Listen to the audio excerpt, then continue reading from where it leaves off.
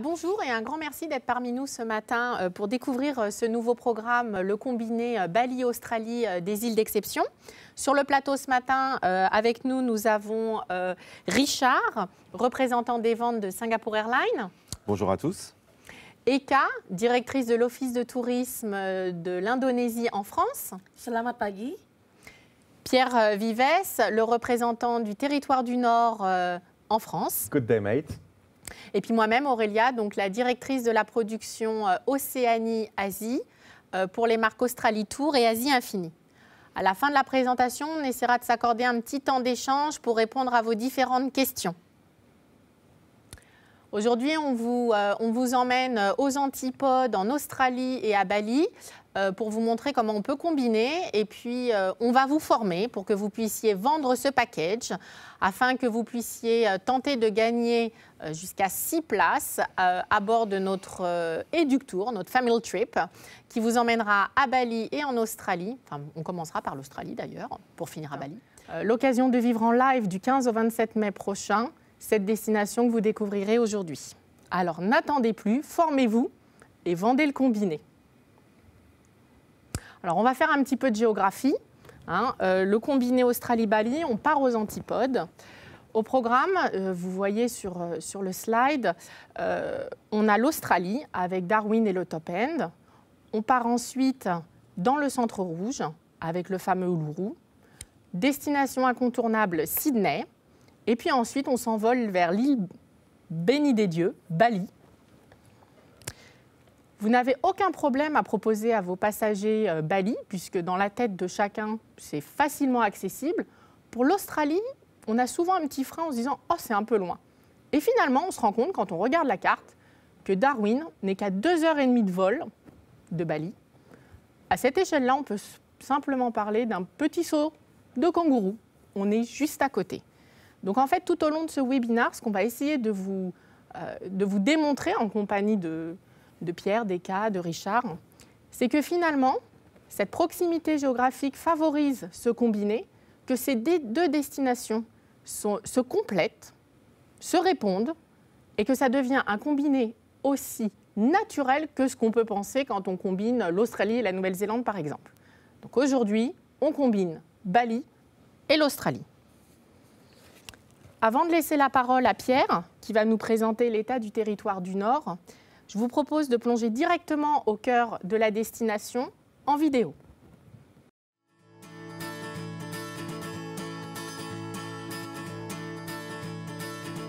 Don't look back to the things you never have. Don't say never, say now what you're waiting for. Oh, my eyes are open wider than the whole world. Oh, the sky is open wider than the whole world.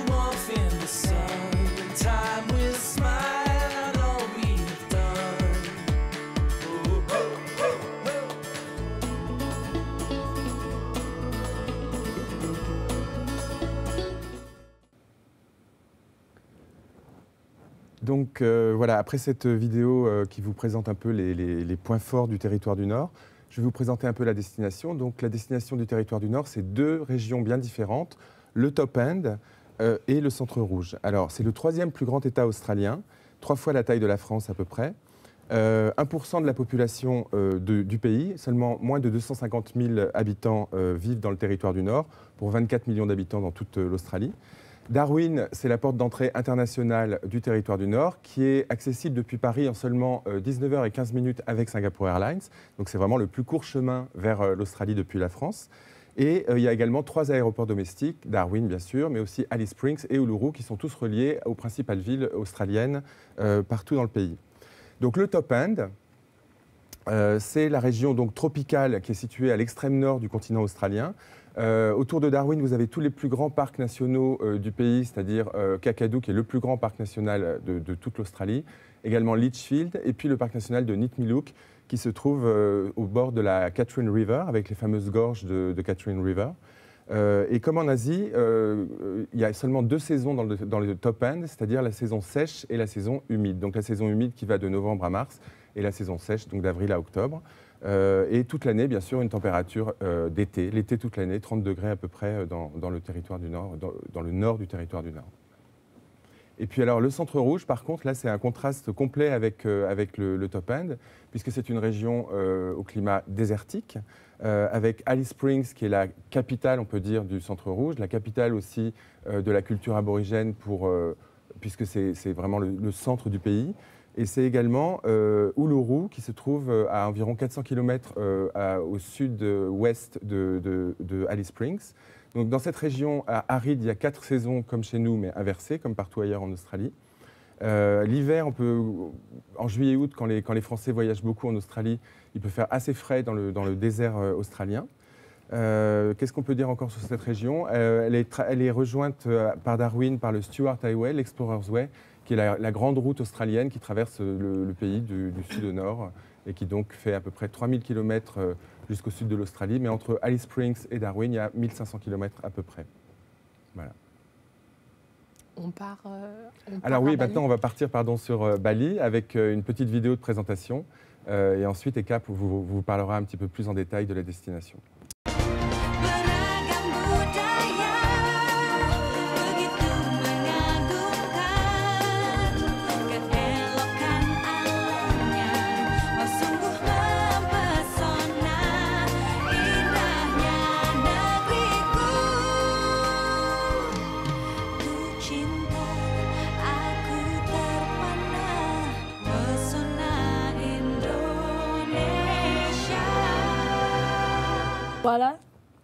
Voilà, c'est Bali. Bali, c'est une île magnifique qui se trouve en fait en Indonésie, parmi 18 307 îles. Bali, c'est une île quand même qui est très très intéressante parce que depuis 1970, c'est déjà connu par ce tourisme. Mais ça reste toujours Bali parce qu'il garde la culture, la nature qui est magnifique. C'est une île qui a valeur ajoutée en plus. Et surtout, Bali, c'est seulement avec la surface de 5600 km² et environ 4 millions de population, accueille tout le monde. Avec les célébrités et même c'est des gens qui viennent vraiment chercher seulement la zénitude. On peut tout trouver à Bali, dans toute cette petite île-là. Donc il y a beaucoup de choses à faire, surtout à Bali, évidemment. Donc Bali, c'est 100% quand même aussi hindouisme. C'est une île hindouisme qui garde vraiment ses traditions. Il y a beaucoup de temples à Bali et chaque maison, il y a des temples à Bali. Donc les Balinais, c'est très très religieux et c'est très pratiquant. Donc c'est là où vous avez le temple Mengwi, par exemple, le fameux temple qui est très connu. Et la suite, on va aussi voir beaucoup d'activités qu'on peut faire. Des rizières en terrasse, évidemment, c'est quelque chose que Bali offre. Et des rizières à Bali, c'est quelque chose qui est différent, qu'on ne peut pas trouver ailleurs. On peut faire des promenades, tout ça, ça offre vraiment une activité inoubliable. Et aussi, beaucoup de visites culturelles. On peut visiter des villages, rencontrer des populations locales. Bali, c'est une destination qui marche pour tout le monde. Les familles, les voyages de noces, les retraités. Bali, c'est une destination idéale combinée avec Darwin, de notre territoire, parce qu'on est juste sur la route. Donc, c'est vraiment quelque chose d'intéressant. Et puis, je pense qu'il faut visiter Bali. Et donc, maintenant, on vous embarque à Bali et à Darwin avec Singapore Airlines, parce qu'il faut quand même prendre l'avion pour y aller. Et voilà, donc je donne la parole à Richard.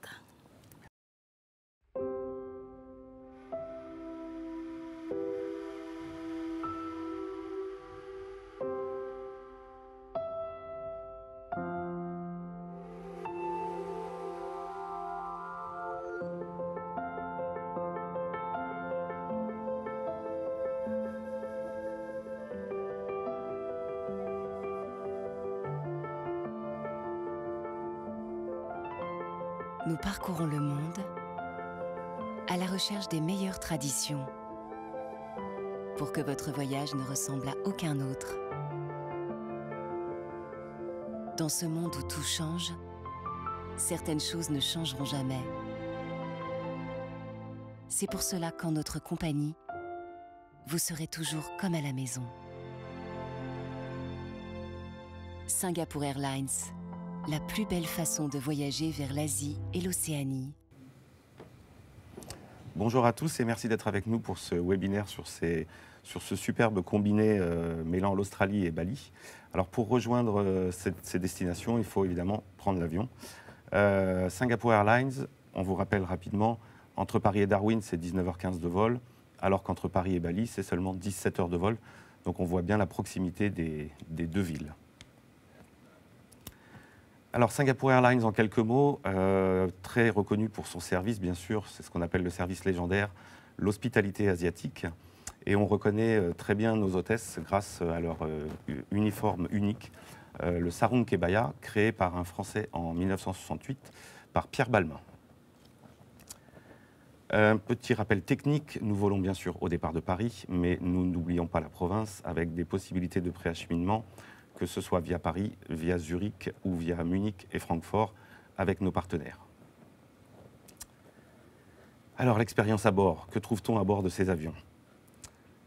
On va commencer par la classe économie. Sur la 380, 245 sièges, une configuration 3-4-3, des sièges spacieux, évidemment un système de divertissement car c'est un très long courrier. Vous aurez de quoi recharger vos équipements puisqu'il y a un port USB et des alimentations électriques. Et rappel pratique également, quand on fait du très long courrier, une franchise bagage en classe économie de 30 kg et non pas en une pièce, mais que vous pouvez décomposer en 1, 2 ou 3 bagages. Si on veut améliorer un petit peu son voyage, on passe en premium économie. Alors là, c'est une cabine totalement différente de la classe éco, avec seulement 36 sièges, une configuration en 2-4-2, des sièges évidemment plus spacieux et surtout un espace entre les sièges amélioré puisqu'il fait quasiment 1 mètre entre les deux. Une inclinaison supérieure, repose-jambes évidemment et repose-pieds, l'écran tactile toujours pour le divertissement, l'enregistrement et la livraison des bagages prioritaires et un service additionnel qui est un service gratuit qui s'appelle Book the Cook. Vous pouvez, 48 heures à l'avance minimum, réserver un plat au choix. Vous avez 8 plats additionnels si vous ne souhaitez pas utiliser la sélection qui se trouve déjà à bord. On va passer ensuite à un petit peu plus de confort avec la classe affaires, donc la business class. 85 sièges sur le pont supérieur, une configuration en 1-2-1, donc tous les voyageurs ont accès au couloir. Le siège a été élu meilleur siège en classe affaires l'année dernière, donc c'est pour vous dire. Un lit totalement plat, évidemment. Un écran encore plus grand, le système de divertissement vous permettra de visionner tout ce que vous le souhaitez. Des menus élaborés par des grands chefs étoilés et toujours ce service gratuit Book the Cook. Mais là, on passe non plus à 8, mais à 16 choix supplémentaires pour votre voyage. Toujours l'enregistrement et la livraison des bagages prioritaires, évidemment. Et bien sûr, les accès salon, que ce soit au départ ou en transit à Singapour. Là, on va aller encore un petit peu plus loin dans l'avion. La suite Singapore Airlines. Alors là, on est sur 12 cabines individuelles, fauteuil ultra large. Et une des spécificités, c'est que vous avez et un fauteuil et un lit, donc sur lequel on va mettre un matelas. Vous allez vous retrouver quasiment dans une chambre d'hôtel. Les deux suites centrales peuvent se combiner et donc se transformer en cabine double, produit assez demandé pour les voyages de noces.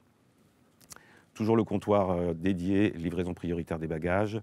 Là, vous avez également le pyjama, les chaussons, le dressing pour vous changer, enfin vraiment tout ce qui va avec les produits de la suite. Pour se divertir lors de ce très long voyage, puisqu'on compte entre 12h30 et 13h de vol, uniquement sur le Paris-Singapour, on a un système de divertissement à bord qui sera le même pour tout le monde. La seule différence, ça va être la taille des écrans. Sur ce programme de divertissement, vous retrouverez plus de 1800 programmes, quasiment 300 films, dont beaucoup de films français et en français, des programmes TV, des CD, des jeux vidéo pour les enfants, donc ça c'est très pratique pour le long voyage. et même une application d'apprentissage des langues, Berlitz. Donc si vous souhaitez réviser votre anglais quand vous allez en Australie ou votre Bahasa quand vous allez en Indonésie, vous pouvez le faire sur le système Berlitz. Le Wi-Fi est également disponible à bord, gratuit pour la première et la business, et ensuite c'est une option payante pour les classes premium et éco. Une fois cette première partie du voyage finie, terminée, on arrive à Changi Airport. Alors Changi, meilleur aéroport du monde de nouveau en 2017, difficile de vous le décrire, c'est une multitude de services. Le Wi-Fi est gratuit partout dans l'aéroport, vous avez des salons, des boutiques, des restaurants, vous avez même une serre aux papillons, une piscine sous douane. Enfin, je pense que ce n'est pas du tout une punition que de passer par Singapour. Tout le monde le connaît en plus. Donc. Un rappel pour vous donner un petit peu une idée de ce que l'on peut proposer sur l'Australie en partenariat avec, entre autres, Pierre et Aurélia. Le partenariat avec Virgin Australia. Donc, j'ai mis en avant Darwin, qui est vraiment la pointe nord, sur lequel nous avons 4 vols par semaine, tout comme Cairns. Mais nous avons également plusieurs vols quotidiens sur Sydney, Melbourne, Perth, Brisbane, Adélaïde et Canberra. Et ensuite, on peut utiliser tous les accords Virgin Australia en vol domestique Australie. Alors, le vol pour Darwin, entre Singapour et Darwin, est opéré par notre compagnie régionale, Silkair, compagnie court courrier ou moyen courrier, mais full service.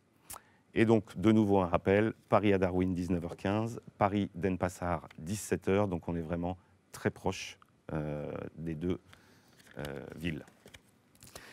Et maintenant, je vais passer la main à Aurélia pour vous présenter ce beau combiné.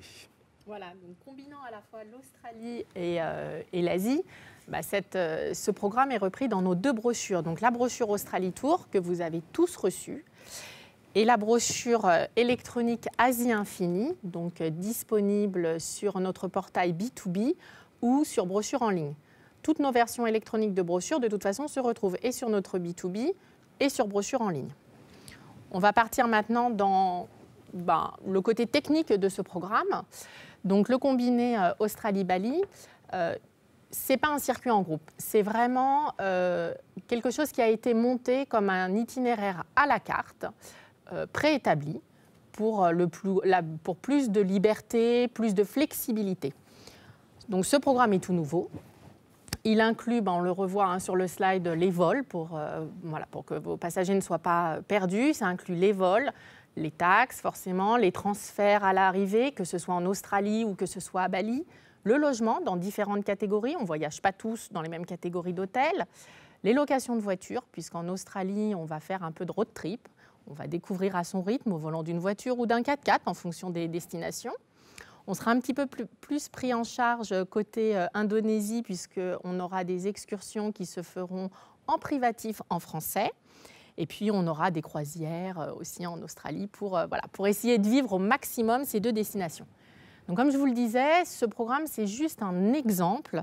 C'est une idée qui est proposée là, dans la brochure, en 19 jours, avec un prix, pour vous montrer que c'est abordable, de combiner 2 destinations des antipodes. On est à moins de 3 700 € par personne en base double.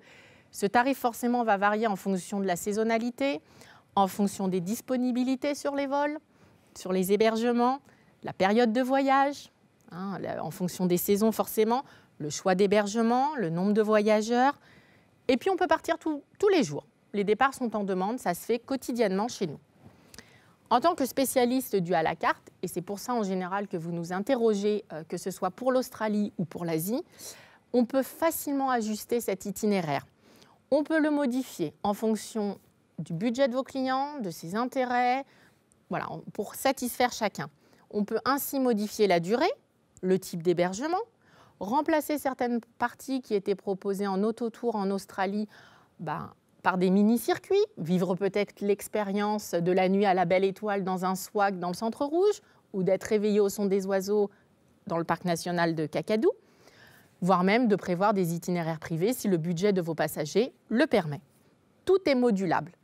De même que l'ordre des étapes, ici il est présenté avec une arrivée sur l'Australie et on traverse l'Australie du nord vers le sud, vers Sydney, avant de s'envoler vers Bali. On peut très bien commencer par Bali et finir par Sydney. On peut tout aussi arriver à Sydney, remonter dans le territoire du nord et se poser à Bali pour le côté détente. Donc avec nous, tout est possible. Découvrons l'itinéraire en images. Donc imaginez-vous en train de partir en Australie. On a voyagé avec Singapore Airlines. Donc on a été chouchouté, on s'est arrêté à Singapour pour transiter. Et là, on arrive à Darwin. Darwin, c'est 2h30 à peine, se trouve à 2h30 à peine de Bali. Pierre vous l'a dit, c'est 30 degrés toute l'année, donc toute l'année l'été. C'est une ambiance décontractée. C'est la capitale tropicale du territoire du Nord, et j'insiste sur le mot tropical parce qu'il y a une atmosphère hyper détendue. C'est une société multiculturelle. On va rencontrer des aborigènes, on va rencontrer des mineurs, on va croiser les stockmen, les cow-boys australiens. Et puis plus de 50 nationalités vont se mélanger. On aura le passager haut de gamme qui croisera dans la même rue ou au même bar, le backpacker qui vient passer 1 an en Australie. Bref, à Darwin, on bouge. Au niveau de Darwin, c'est aussi le point de départ principal vers les principaux parcs nationaux de l'Australie. Donc, la première étape, ce sera le parc national de Kakadu. Donc voilà, on prend notre voiture, on roule et on va découvrir Kakadu. Kakadu, c'est le berceau de la culture aborigène, avec ses peintures rupestres qui datent de plus de 40 000 ans. Ces fameux sites de Nourlangui et de Oubir, où là, on peut découvrir des peintures sur des parois rocheuses. C'est aussi une première approche de la culture aborigène, notamment quand on se rend dans les centres culturels de Bowali et puis de Warajan.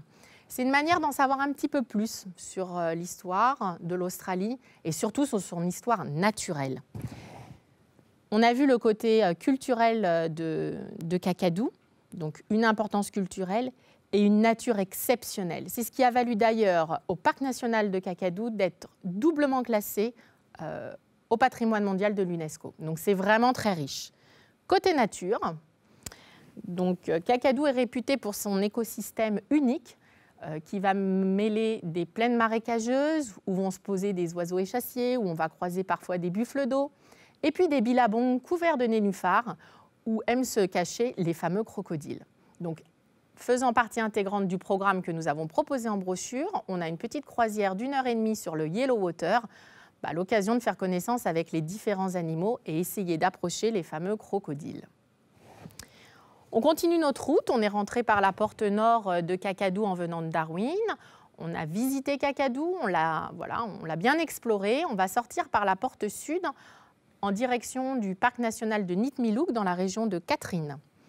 Katherine, le parc national de Nitmiluk, il est essentiellement connu pour ses 13 gorges impressionnantes, un décor digne des plus beaux décors de cinéma en fait. Et puis ces gorges vont se dévoiler au fil de l'eau. Donc au programme, on a prévu une croisière de 2 heures pour aborder les 2 premières gorges. Les plus actifs se diront on remplace cette croisière par une expérience en canoë. Et puis il y a ceux qui voudront voir toute l'immensité du lieu et qui se diront allez, on s'offre un survol en hélico parce que là, ça vaut le coup. On descend depuis Katherine, on va remonter sur Darwin. Et on ne peut pas remonter sur Darwin sans s'arrêter au parc national de Litchfield. Litchfield, il fait le bonheur des touristes, mais aussi des locaux sur place. C'est là où vont partir les locaux en week-end pour profiter des trous d'eau naturels, des piscines au pied des cascades. C'est une invitation à plonger la tête dans l'eau, à prendre un petit bol d'air frais, en fait. Et puis, à Litchfield, on découvre aussi ces étonnantes termitières géantes. Là, il n'y a pas de photo, mais voilà, c'est un peu surprenant. C'est des termitières cathédrales. On quitte cette ambiance tropicale et verdoyante, on prend l'avion et on s'envole vers Alice Springs. Alice Springs, on est vraiment dans un décor complètement différent. On est dans le cœur rouge désertique de l'Australie. C'est un peu le cœur mythique, c'est le cœur culturel. On est dans des paysages semi-arides où les tonalités rouge, orangé, ocre sont omniprésentes, d'où son nom, le centre rouge d'ailleurs. Alice Springs, c'est une véritable oasis dans le désert. C'est vraiment la capitale du centre rouge. C'est le centre un peu névralgique. De part et d'autre d'Alice Springs s'étendent les East et Western McDonald qu'on peut visiter. Et puis on va prendre tout de suite notre 4x4. Et puis on va parcourir un petit peu ces plaines désertiques. On va faire route dans la Outback. Et puis, on va essayer de rejoindre, on va d'ailleurs rejoindre le parc national de Watarkka, le Kings Canyon, une étape qui est incontournable entre Alice Springs et Uluru. Bon, les plus aventuriers, ceux qui se sentent vraiment à l'aise avec leur 4x4, feront le petit détour via la Merini Loop. En temps de route, c'est la même chose, mais vous sortez un peu des sentiers battus et je dirais que le décor du désert s'y prête. On a envie de jouer les aventuriers, les pionniers un petit peu quand on est dans le centre rouge. Le parc national de Watarkka, donc c'est le fameux Kings Canyon. Donc rien à voir avec le Grand Canyon, on est à échelle beaucoup plus humaine, on peut vraiment s'imprégner des lieux. C'est de vertigineuses parois rougeoyantes qui abritent en son cœur un petit jardin luxuriant qu'on nomme le Jardin d'Éden. C'est un site qui se dévoile en faisant une randonnée. Là encore, les plus courageux feront la rimwalk qui monte sur la cime. Et puis les pilotes des hélicoptères australiens vous diront que ça fait partie d'un de ces paysages magiques à voir depuis le ciel. Donc n'hésitez pas à vous offrir un petit survol en hélico du Kings Canyon. Et là, on prend, on réalise un peu tout le côté immense, l'immensité, le côté majestueux des lieux. Un peu plus loin dans le désert, on va faire route jusqu'au parc national d'Uluru-Kadajuta. C'est un peu le point incontournable d'un voyage en Australie. Souvent, quand vos passagers vous disent on va aller en Australie, on veut voir Ayers Rock, c'est le parc national d'Uluru-Kadajuta. Donc là, on voit à l'image le massif des monts Olga avec 36 dômes, les Kadajuta. C'est les seuls qui osent un petit peu défier ce fameux rocher, la rockstar du centre rouge, Uluru. Il est imposant, il est gigantesque, il domine toute la plaine et l'immensité désertique. Il impose sa puissance et il impose le respect. Au crépuscule, au coucher du soleil ou au lever du soleil, assistez à un spectacle magique. Le rocher va décliner toute sa palette de couleurs et c'est quelque chose qui restera gravé dans votre mémoire.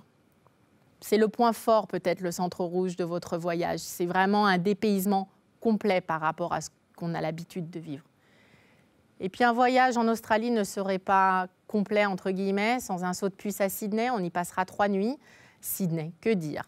Sur une des plus belles baies au monde, son opéra, son pont, tout parle de lui-même, son quartier des Rocks. On est à Sydney.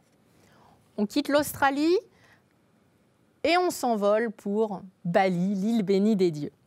Et on part pour un séjour de 5 nuits à Bali, en plein cœur de l'Indonésie. Ici, on est dans une île qui jouit d'un emplacement exceptionnel, d'une nature omniprésente, avec des paysages variés, des sommets qui se mêlent à des plaines verdoyantes et aux rizières, et puis qui est riche d'un passé culturel omniprésent. Il faut bien se rappeler qu'à Bali, cette culture, elle rythme la vie des Balinais au quotidien. C'est la destination idéale, Bali, pour découvrir tout le côté culture, histoire, et puis pour se poser, profiter de la plage. Donc je vous disais, Bali vous émerveillera par sa culture omniprésente, sa richesse culturelle. Façonnée depuis plusieurs siècles d'histoire, c'est une destination finalement qui est un véritable musée à ciel ouvert. Donc au programme de notre itinéraire, on a inclus la visite du temple de Mengwi, c'est en fait le Purataman Ayun. On est vraiment dans un des joyaux culturels de la destination. Cette résidence royale construite au XVIe siècle est en fait entourée de douves où fleurissent des nénuphars. C'est un lieu qui est apaisant. C'est un lieu de méditation presque, où la nature et la culture se mêlent intimement. Et puis évidemment, on a inclus le fameux Pura Tana Lot. Tana, la terre, Lot, l'eau. On ne pouvait pas choisir mieux comme nom pour ce temple qui est accroché à un rocher qui domine l'océan et protège finalement Bali. Protège avec les dieux de la mer cette petite île de Bali. C'est un lieu qui est très important pour les Balinais.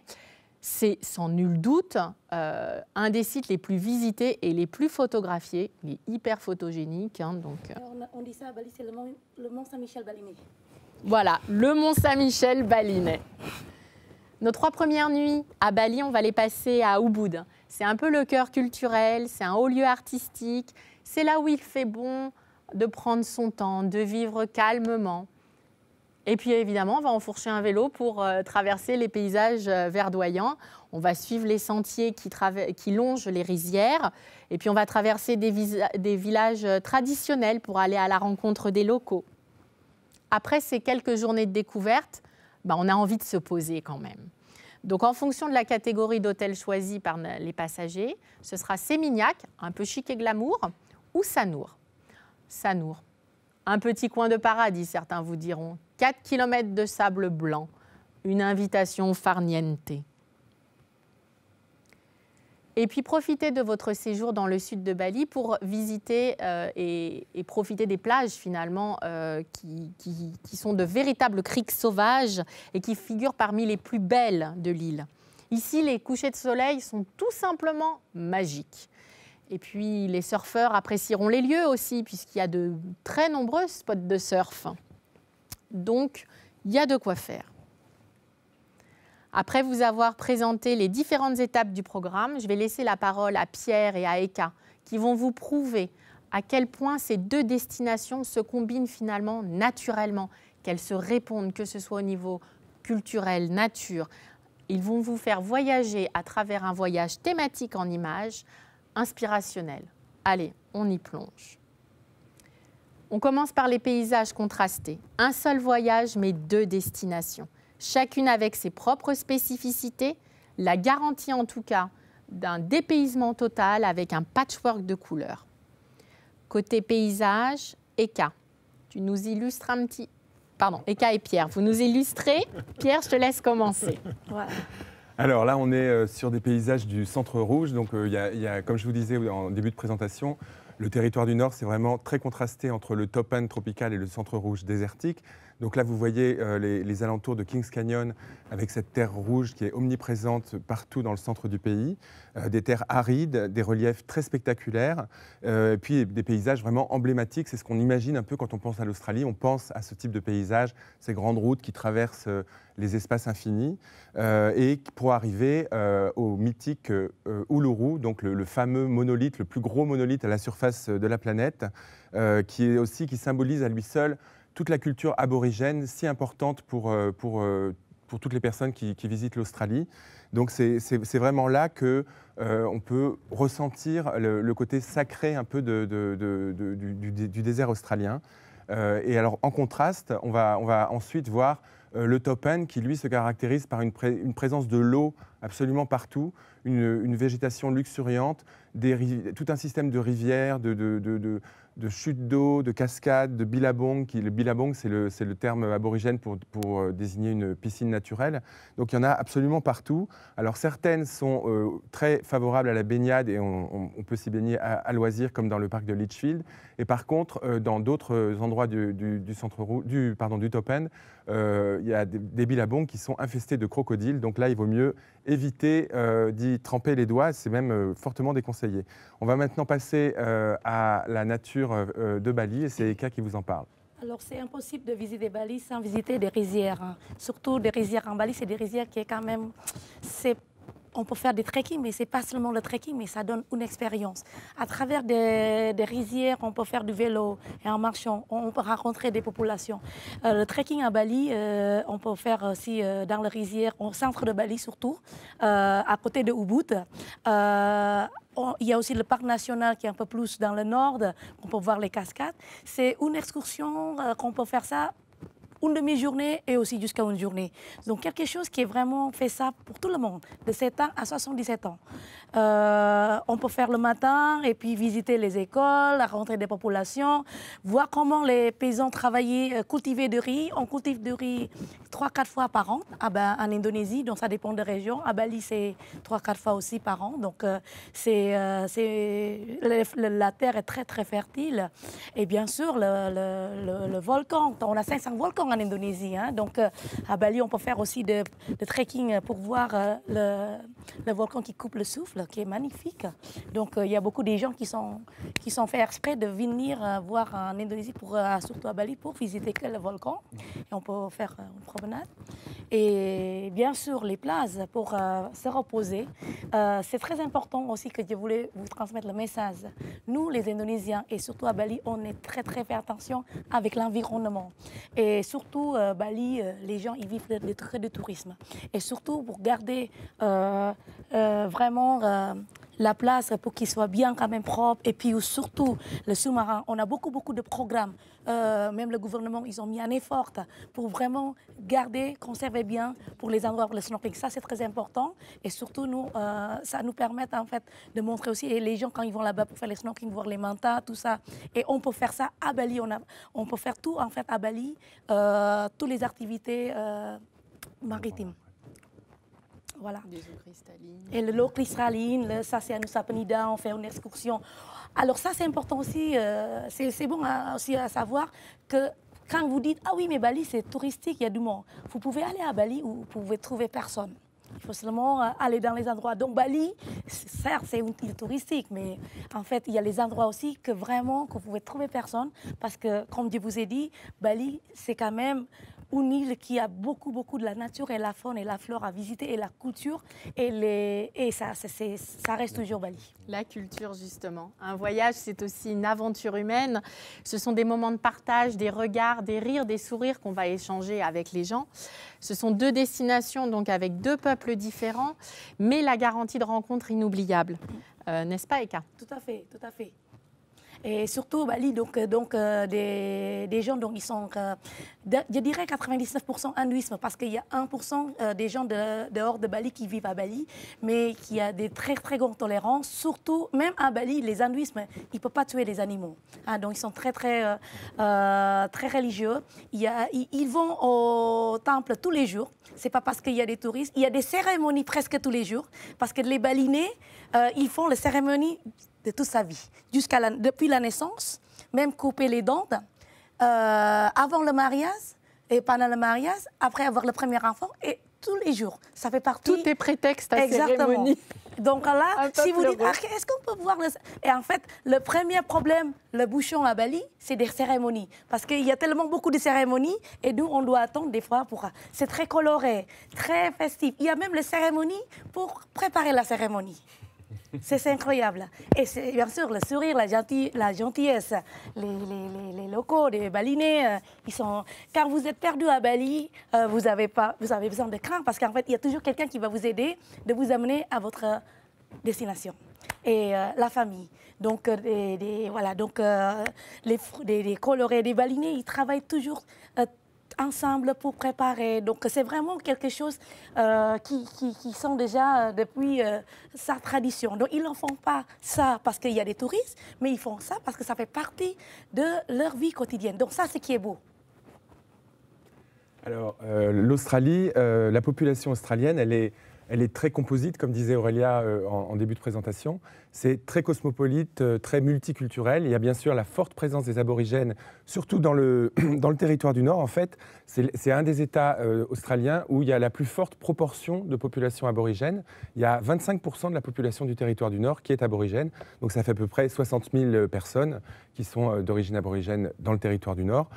Donc c'est en fait on sent vraiment très fortement la présence de cette population, aussi bien des personnes âgées qui sont porteurs des traditions, que beaucoup de jeunes. C'est une population aussi qui est très... Il y a vraiment beaucoup de jeunes qu'on peut rencontrer quand on se balade dans le territoire du Nord. Les îles Tiwi sont une population essentiellement aborigène. Aussi bien dans le Top End que dans le Centre Rouge, vous trouverez des aborigènes qui sont de cultures différentes, avec des langues différentes. Pardon. Excusez-moi. Il y a plus de 200 langues aborigènes dans toute l'Australie. Et dans le territoire du Nord, on peut compter à peu près une soixantaine de langages différents. Donc, depuis les années 70, les aborigènes ont le même statut que tous les autres citoyens australiens. Donc il y a eu une réelle amélioration des conditions de vie des aborigènes depuis cette époque. il y a aussi une très forte volonté de revitaliser la culture contemporaine aborigène, avec beaucoup d'artistes qui s'expriment, on verra ça un peu plus loin dans la présentation, qui s'expriment à travers la peinture, la sculpture, etc. Et il y a aussi, bien sûr, dans la population de toute l'Australie et du territoire du Nord, la population descendante des colons anglais qui se sont établis en Australie au XIXe siècle. Et dans le territoire du Nord, ils ont créé d'énormes fermes d'élevage. Donc c'est là qu'on peut rencontrer les plus grandes fermes du pays. Donc c'est ce qu'on appelle les drovers ou les stockmen, les cow-boys de l'outback, qui ont appris à vivre en bonne intelligence avec les aborigènes dans le territoire du Nord, puisque c'est des régions souvent très isolées. Donc la solidarité entre les Australiens, les fermiers, disons, et les populations aborigènes est assez forte. Et il y a une réelle osmose entre les deux populations. Donc on peut voir d'autres exemples de cow-boys australiens typiques. Ça, c'est dans la région de Catherine, avec des chiens de troupeaux, en fait, qui servent à dresser les troupeaux. Les troupeaux peuvent être de plusieurs milliers de têtes.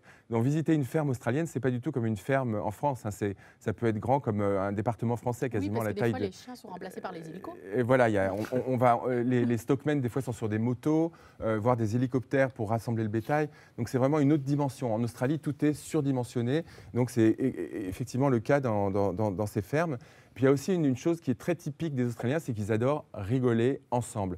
Donc il y a énormément de festivals les plus loufoques les uns que les autres. Celui-là qu'on vous présente là, c'est une course de bateaux sans fond dans un lit de rivière à sec. Donc il y a vraiment qu'en Australie, c'est dans la région d'Alice Springs, sur la Todd River, qui est tout le temps à sec quasiment.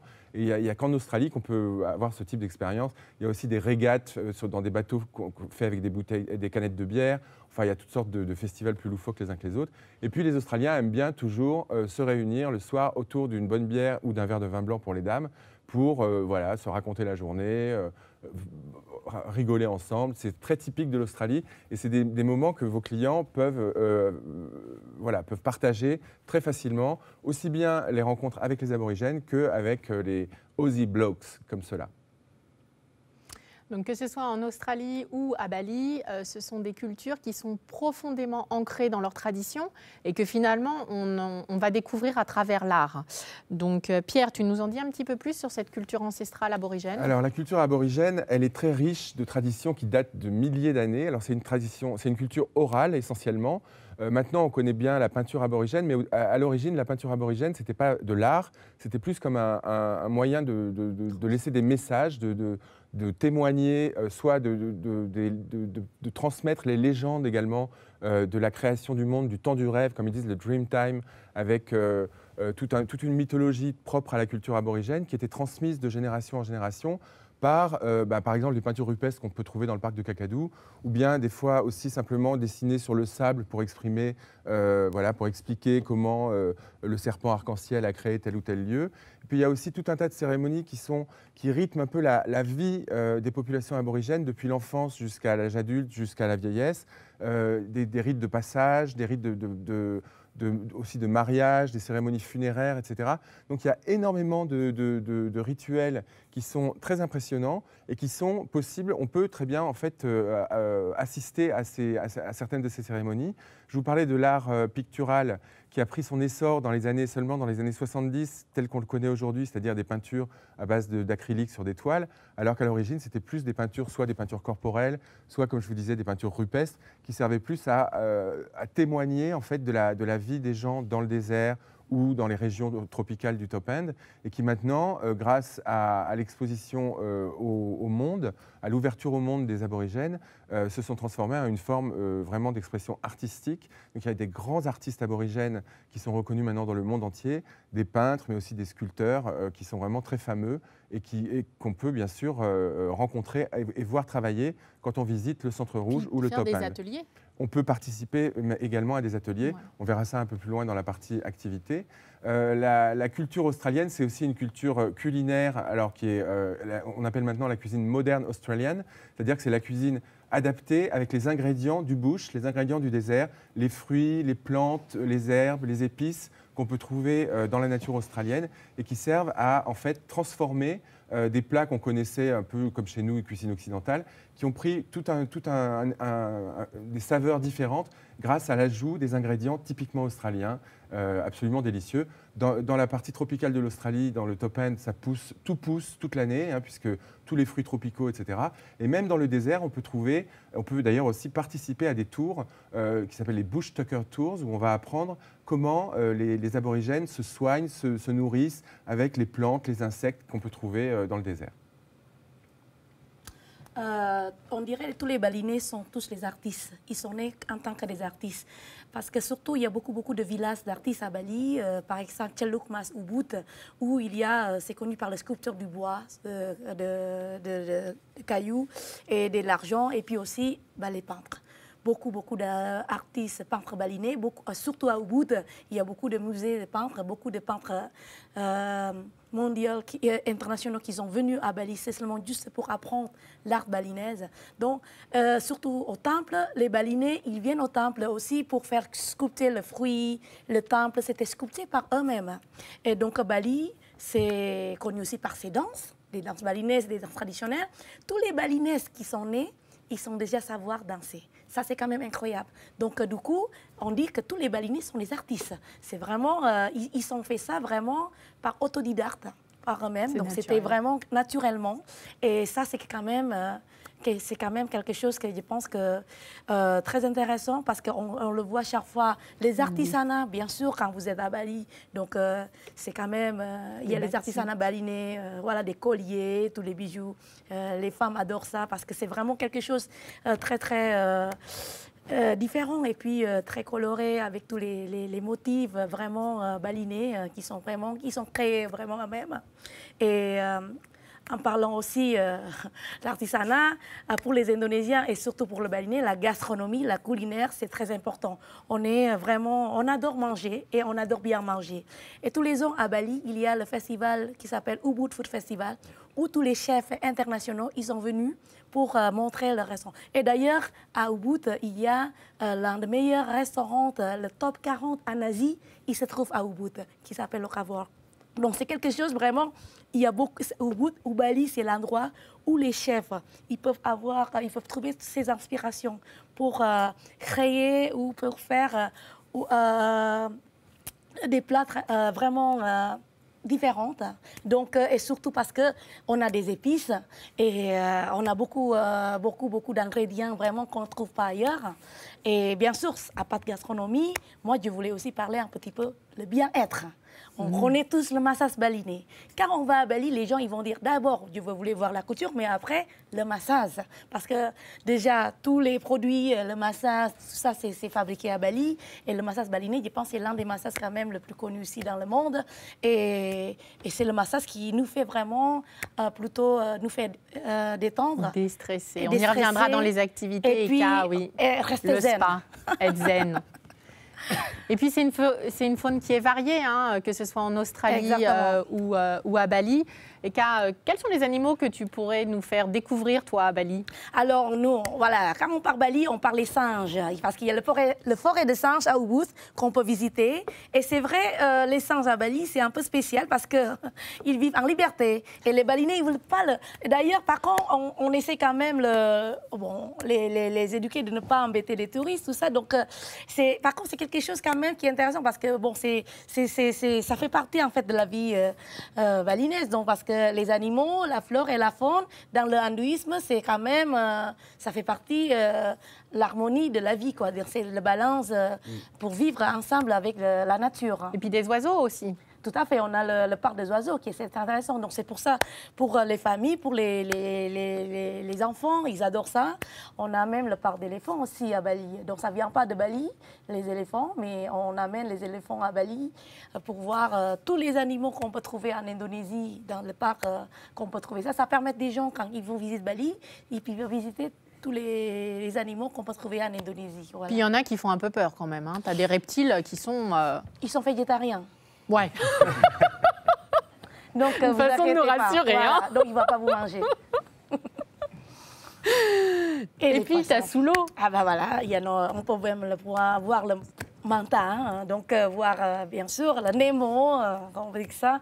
On peut même maintenant, il y a un bateau vraiment transparent que les gens qui ne savent pas plonger ou qui ne savent pas nager, ils peuvent voir les poissons parce que c'est tellement clair l'eau et ils peuvent voir les poissons de bateau tranquille. Donc Bali, c'est voilà, donc c'est une destination qui est possible Variée. pour tout le monde, tout à fait. Variée. Voilà, oui, variée. Et puis on retrouve les oiseaux en Australie, Pierre. Ah oui, alors Kakadu, c'est le paradis pour les gens qui aiment observer les oiseaux, puisque quasiment toutes les espèces d'oiseaux de la planète se donnent rendez-vous dans le parc de Kakadu. Il y a tous les migrants, que ce soit des échassiers, des palmipèdes, qui se retrouvent par centaines de milliers dans le parc de Kakadu. Et c'est un spectacle absolument magnifique, surtout quand on fait une croisière, par exemple, sur le Yellow Water Billabong. On peut voir des cormorans, on peut voir l'oiseau Jésus qui marche sur l'eau. Enfin, il y a toutes sortes Et puis le matin tôt. Tôt le matin ou alors au crépuscule aussi. C'est Exactement. vraiment les meilleurs moments pour voir le plus d'oiseaux. Il y a également, bien sûr, en dehors des oiseaux, des marsupiaux en quantité comme partout ailleurs en Australie, mais très facile à observer. Dans le centre rouge, plein de kangourous. À Alice Springs, il y a le Kangaroo Sanctuary, qui est un endroit où on recueille des bébés kangourous dont les parents ont été soit tués par des voitures ou voilà. Donc c'est des kangourous qui sont en semi-liberté, mais qui sont donc très faciles à observer à Alice Springs. Mais sinon, en liberté totale, on peut les voir dans tous les parcs nationaux du Top End également, très facilement. Et puis, il y a dans les parcs du Top End, bien sûr, le fameux crocodile, les salties qu'on appelle, c'est-à-dire les plus gros reptiles sur la surface de la planète, peuvent mesurer jusqu'à 7 mètres de long et peser près d'une tonne. Donc, c'est vraiment des monstres très impressionnants et qui peuvent avaler un homme en quelques secondes. Donc, soyez très prudents quand vous envoyez vos clients. On nage pas n'importe où, hein. Voilà, On nage pas n'importe où. Ceux-là ne sont pas végétariens du tout. Et donc, voilà, ils sont vraiment très, très féroces. Alors, il y a les salties, qui sont les plus gros, qui sont des crocodiles d'estuaire, qui nagent à la fois dans l'eau de mer et dans l'eau douce. Et puis, il y a les freshies, qui nagent, eux, que dans l'eau douce, qui sont plus petits, mais qui sont quand même assez féroces aussi. Donc, méfiez-vous, de toute façon, des kangourous. Et puis, donc, ça, c'est la grue Brolga, qui est un peu l'emblème du territoire du Nord, qui est très typique et qui est un oiseau endémique au territoire du Nord. Au niveau de la végétation, on va voir aussi qu'il y a une grande diversité et que finalement, comme Darwin et le Top End et Bali sont situés sur les mêmes latitudes, on a une similitude et une proximité et que finalement le Top End est bientôt plus proche de Bali que du centre rouge. Tu nous expliques, Pierre ? Alors ça, là on voit un airboat qui est dans ce qu'on appelle les zones inondables, les flood plains comme ils disent là-bas. En fait, c'est une partie du Top End qui se trouve sous l'eau presque 6 mois de l'année, c'est-à-dire pendant toute la saison humide, ce qu'ils appellent le wet. Donc c'est des forêts de mangroves, des arbres, des eucalyptus dont les troncs sont gorgés d'eau. C'est très typique du Top End. Et par contraste, la végétation qu'on trouve dans le centre rouge, si tu veux nous montrer alors là, c'est encore les nénuphars, voilà. Par contraste, le centre rouge, c'est une végétation de savane avec beaucoup d'épineux, avec beaucoup de plantes type des fleurs un peu type immortelles, et puis encore des eucalyptus qui ont des racines très profondes, qui vont chercher l'eau très très profond. Voilà, et ça, c'est aussi des cycads, toutes sortes de végétation typiques du désert, un peu des fougères très anciennes. Alors, par contraste, à Bali, on retrouve les couleurs du Top End, finalement. Voilà. Et ça, c'est toute l'année qu'on voit la couleur comme ça. Oui, parce qu'on a une question qui a été posée pendant que les images défilaient, pour savoir si les rizières, on pouvait les voir toute l'année. Tout à fait, on peut voir les rizières toute l'année, sachant qu'après, il y a la saison de cultivation. Donc après, la couleur, c'est pas le même. Sachant qu'on a le même climat toute l'année, parce qu'on récolte du riz 3-4 fois par an. Ça, je pense que je voulais préciser, l'Indonésie, c'est situé sous l'équateur. On a l'été toute l'année, on a le même climat presque toute l'année, donc c'est vrai. Et on voit les rizières. Et donc, du coup, bien sûr, on peut voir des rizières. En fait, ce qui est intéressant, à Bali, il y a plusieurs endroits des rizières. Vous avez, à côté de Ubud, il y a aussi Tegalalang, et après, il y a Jatiluwi. Donc, en fait, on peut voir, par rapport au trekking.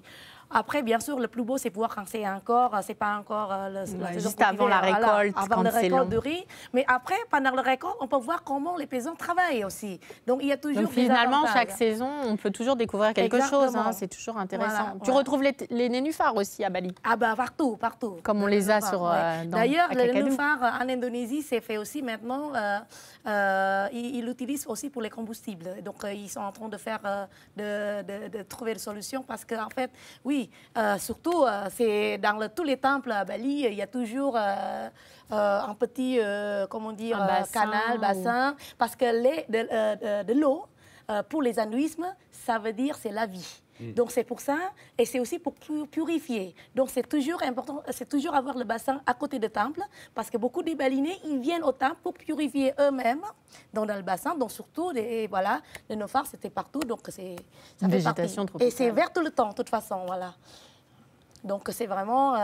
Et surtout puis des si- jardins sous-marins. à les jardins sous-marins, évidemment. Surtout, nous, on a beaucoup d'algues. Hein. Surtout si vous allez à Nusa Lembongan, nous sommes le pays qui exporte les algues pour faire les cosmétiques, la cosmétique, donc vers l'Asie ou vers l'Europe. Et donc, les gens, d'ailleurs, qui habitent à Nusa Lembongan, ils travaillent surtout, notamment, c'est pour cultiver des algues. Donc, c'est vraiment... et on peut visiter comment ils travaillent, comment ils cultivent des algues. Et là, c'est vraiment leur, on peut dire, leur travail principal, quoi. Donc au niveau des activités, on est sur 2 destinations et finalement on se rend compte que c'est un terrain de jeu qui fait que chacun y trouve son plaisir, hein, qu'on soit hyper actif, contemplatif, amateur d'histoire ou même d'histoire naturelle, puisque c'est vraiment l'essence de l'Australie. Il y a 1001 choses à faire. Et Kat, tu continues à nous dire un petit peu ce qu'on fait à Bali ? Bah, à Bali, en fait, il y a beaucoup de... Bon, par exemple, si on voulait apprendre vraiment voir la culture balinaise, tous les Balinais, comme je vous ai dit, ils sont tous nés comme artistes. Hein. Donc, si vous parlez avec un Balinais ou une Balinaise, vous parlez vraiment déjà par rapport de leur vie quotidienne, leur temple. C'est pour ça qu'on dit que c'est une destination musée à ciel ouvert. Le sculpteur à Bali, c'est vraiment très, très bien Dans le détail. fini. Vraiment, hein, c'est la finition vraiment. Moi, je trouve, je suis pas allée partout, bon, en Asie, mais je trouve à Bali, c'est la finition vraiment très, très détaillée, quoi. Les sportifs, ils se baladent à vélo ? Ah bah voilà, le vélo, pied, le VTT. Donc, on a beaucoup d'excursions à Bali en vélo. Donc, il faut visiter toute Bali en fait en vélo. On est plus petit que la Corse. C'est tout à fait possible. Il y a beaucoup de terrains maintenant spécialement faits pour les vélos. On monte pas et on descend pas tout le temps. Hein. On a des endroits plats, Vous on a pouvez des petits choisir, sentiers. on peut tricher un petit peu. On monte avec la voiture, on descend par le vélo. oui. Et d'ailleurs, il y a Malin. des vélos électriques aussi hein, maintenant. Et bien le rafting. Vous avez le rafting aussi en Australie. Nous, on a des raftings, mais on n'a pas la même végétation. Donc, en fait, le rafting en Indonésie, ce n'était pas vraiment pour les sportifs. C'est surtout pour admirer la nature. paysage. Parce que le rafting, c'est possible. Enfin, c'est une activité de 7 ans à 77 ans. C'est une activité vraiment... Et puis le intéressante. surf, j'en parlais tout à l'heure. Ah bah voilà. Hein, sur les plages du Sud notamment. La plongée, hein, tu l'as évoqué. C'est pour Il y a ça. des jardins de coraux, les randonnées dans les rizières. Voilà, c'est à Jatiluwih. Les temples, bon bah voilà, on a dit un musée à ciel ouvert. Les danses, Et les danses voilà, c'est les danses de Kechar, c'est tchac, tchac, tchac, tchac, tchac, c'est les danses sans musique. Et il n'y a pas très longtemps, on a fait le record de Guinness Book de record indonésien où on a fait danser 55 000 danseurs de Kechar. donc c'est festif, hein, c'est festif. C'est possible. Alors, par contre, en Australie, il y a plein d'activités aussi possibles autour de l'art, de la peinture aborigène. On disait tout à l'heure qu'on peut participer à des ateliers. On peut faire des tours en VTT à Uluru, à Alice Springs ou en vélo classique. On peut, dans le top end, profiter de la présence de l'eau pour faire de l'airboat, pour faire de l'hydravion, pour faire toutes sortes d'activités autour de l'eau, la baignade, etc., bien sûr. Et puis, on peut aussi faire du canoë-kayak dans les gorges de Nitmiluk. Il y a 13 gorges qu'on peut descendre en canoë-kayak. La baignade, j'en parlais dans les parcs nationaux, spécialement à Litchfield, qui est très connu pour... là, c'est le Florence Falls, qui est un des billabongs les plus fameux, les préférés des habitants de Darwin. On peut faire de la rando partout, bushwalking, partout en Australie, dans le territoire du Nord, aussi bien dans le top end, à Kakadu, que sur le Larapinta Trail, qui est le plus grand sentier de randonnée australien qui se trouve dans le Centre Rouge, au départ de Alice Springs. Et puis on peut en Australie, l'Australie c'est l'occasion de faire des activités qu'on fait nulle part ailleurs, comme par exemple des survols en montgolfière. Rien de tel pas de meilleur point de vue pour voir l'outback australien que depuis une montgolfière. Et puis ça c'est un peu l'événement le plus exceptionnel qui est arrivé dans le désert australien depuis longtemps, le Field of Light. C'est une installation paysagère d'un artiste qui a installé plus de 150 000 diodes lumineuses qui s'illuminent tout doucement à la tombée du jour et qui s'éteignent tout doucement. Alors, je vois qu'on est un petit peu court en temps. On a reçu quelques questions, donc on a essayé d'y répondre. Je pense qu'avec tout ce qui a été dit lors de la présentation, vous avez eu des réponses. On va y revenir, hein. On vous enverra les éléments de réponse par email, puisque là, le temps nous manque, hein. L'enthousiasme nous a gagné. Voici nos contacts. Donc, vous retrouvez sur le slide tous nos différents contacts. N'hésitez pas, on est là pour vous aider. Et on est là surtout pour vous aider à concrétiser des ventes. Plus vous concrétisez des ventes et plus vous avez la chance de gagner votre place sur l'Educ Tour Australie-Bali, qui se tiendra du 15 au 27 mai prochain en partenariat avec Singapore Airlines. Et puis au nom de tout le plateau, hein, on voulait vous remercier. On imagine que notre enthousiasme a été partagé. Le temps nous a manqué, donc on espère qu'on vous a fait partager notre passion. Merci à tous. Merci. Merci, au revoir. Au revoir.